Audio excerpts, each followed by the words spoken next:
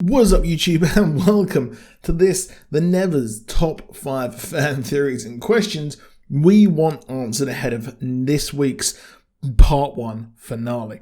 It's been a fun little series and full of mysterious things due to the drip feed nature of the story, and while the presentation of the story is somewhat a bit iffy, I've had a great time covering it on this channel. While I have only done breakdowns for the episodes and not my usual theory videos in between, I have loved reading through your comments each week.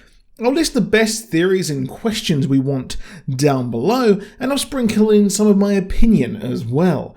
Now, in no particular order, we have, number 1, is Miss True from the future? Of course, her powers are, seeing the future, and weirdly, it's something we've seen less and less of as episodes have rolled on. I really like the idea of her seeing the future and Team Touched having to work out how to get to that endgame, so to speak. However, there is far, far more to her than she's letting on. She's mentioned how where she's from there are no funerals and has hinted at a soldier past, so what the heck is going on? Is her power of the future bleeding into her personality, or is she a plant from the aliens, if they are aliens, who gave the Touched their gifts? Now, I don't personally think that she is from the future, but in my opinion, this leads us on to number 2, which is Miss True an alien?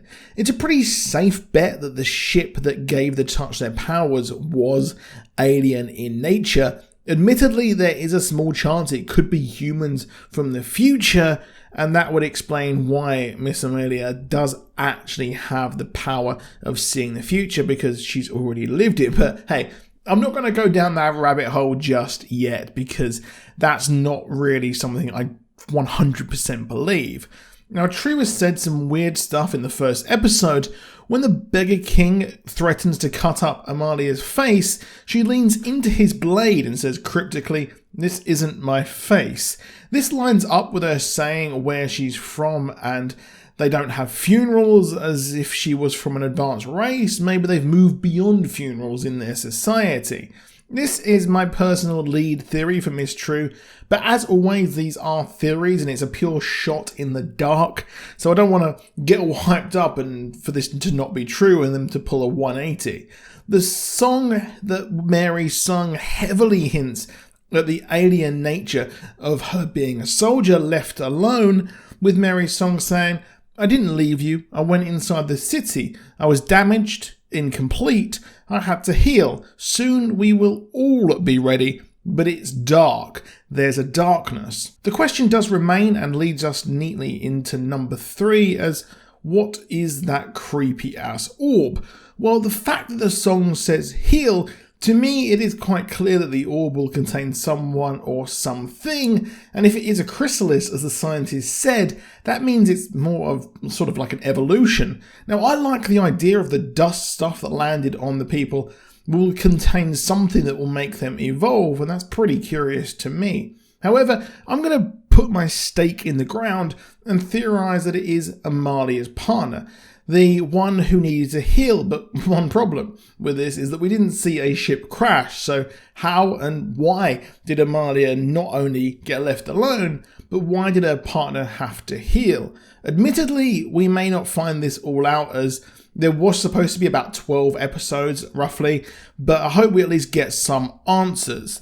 Now, if we didn't see Malady in that orb and it didn't say, "Come to me, I'm healing," I would probably think maybe Malady was actually her partner because, they seem to know each other in the past, and that was quite sketchy. But again, I'm not going to commit to that, so we can shelve that for now. And in at number 4, the question remains, what were these people doing by creating the Touched? What are their purpose for now and beyond? Well, if Miss True is indeed a soldier, then it would be interesting if they are being made to fight a war across the stars, which I really, really like the idea of. It's like a blending of like the Inhumans and the X-Men, with people being gifted powers and having to adapt to society like this, but also being used by a higher power. They are already not trusted by society, so what if they had a darker reason for the gifts that are being given to them? I'm really excited to explore that. And lastly, at number 5, what is Lavinia's endgame? She's been bankrolling the scientist in excavation for the orb, and she mentioned in passing a cure for the touched, something that is curious and could be a twisted way of trying to look after those seen as afflicted. I did originally think she is trying to become touched herself, probably jealous of those other gifts, and as well as that, I've got a bonus one for you I noticed while I was actually working on this video. What the heck is the Galanthie? Now, many of you on the Nevers subreddit are just like me, thinking, what? This literally came out of nowhere.